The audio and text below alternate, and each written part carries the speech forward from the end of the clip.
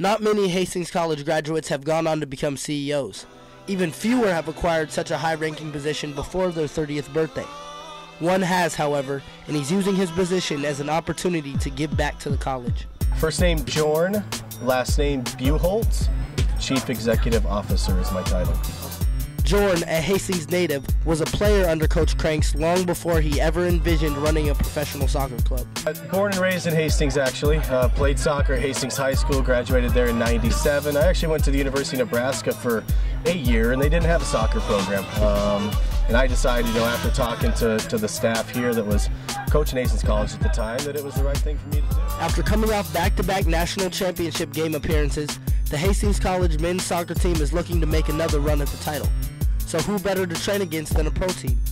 Yeah, we talked about it over lunch. And actually we probably talked about it a long time ago. I know we've always kind of said it would be kind of cool to bring, at the time it was the Minnesota Thunder. It was always kind of cool to maybe bring them in and play a game, but it just never kind of materialized. But with the men's team gaining so much buzz over the past 2 seasons, Coach Cranks and Djorn saw an opportunity that they couldn't pass up. We got together for lunch and we kind of discussed it for a little bit and then decided that, hey, this might be the year that we could get this done. Let's see if we can do it. So we put some wheels in motion and we contacted some community members and as well as our administration and they kind of sorted it out. So the 2 parties got together and within about a month we got the thing going and here we are. Sure, it's something I've always wanted to do. I've got a great affinity towards this college program.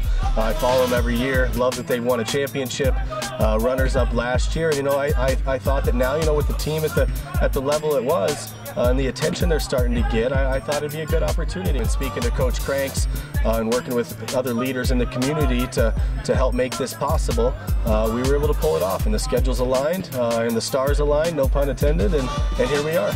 So, on Thursday, March 15th, Djorn flew in his team and the next day pitted his Minnesota Thunder against his former coach's squad in an exhibition match unlike the college has ever seen. I'm actually really excited about the game. We were at Creighton a few years back, the Minnesota Thunder, and Hastings was there, and we watched them play Creighton, but we've never been pitted against Hastings College before, and with the success that this program has had, I think you're going to see a heck of a game tomorrow. Although the Thunder defeated Hastings 2-1, the game was about much more than just the final score. We want to come out and play the best that we can. During the spring, we want to be challenged. We don't want to go into a game knowing or thinking that we can win by 4 goals or 3 goals or something. We want to come into a game where we may not have the ball a lot. And against these guys, against Minnesota, we're not going to have the ball a lot. Djorn attributes much of the success he has had in the corporate world to the schooling he received at Hastings College. I think coming back and playing soccer really got me on the right track, allowed me to really focus on not only playing the sport but also on my academics. And I walked out of Hastings College with a really great degree that got me to the place I'm at now. Hats off to Dr. Carol Meyer, because her classes were all about giving presentations, and that's what we did day in and day out. And I think that is one of the key moments that I look back on my college career, and for having that opportunity and having her guidance on how to get better and better at that, I think at the end of the day is really what allowed me to really excel in my career. However, he's remembered for a lot more than just his time on the field.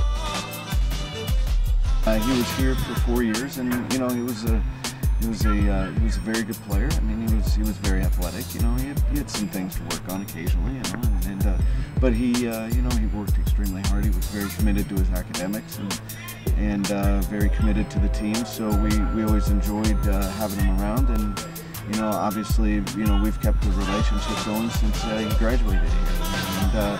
But he was a great student athlete. Non-soccer wise, to be quite frank, he cared a lot about his teammates. He cared a lot about the college. He cared a lot about what he was doing. That's one thing that continues as his career, and we don't have this opportunity if he doesn't. Djorn may be a high-powered executive, but he's still the same old caring person.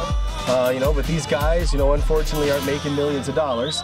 You know, so you've got to make sure that you can take care of them in all aspects, and not only on the field but off the field. I mean, these guys need help. You know, I mean, they're young kids still. A lot of them are. I mean, yeah, the average age is probably 24, but that's still pretty young. You know, and these guys are still looking for guidance in their lives. You know, and we're helping them not only be better soccer players, but to be better in whatever they want to do after they're done playing this game, because you can't play pro soccer forever. Although he's accomplished much more off the field than on it, he does hold one Hastings College soccer record that will likely be difficult to break. Djorn, was it 2000 or 2001? The 9 goals.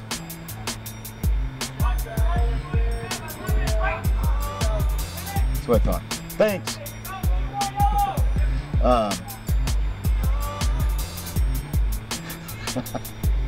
It was 2000. We were playing Sioux Falls conference game.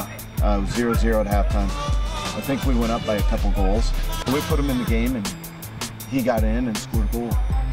And then kickoff, within about 30 seconds, he scored another goal.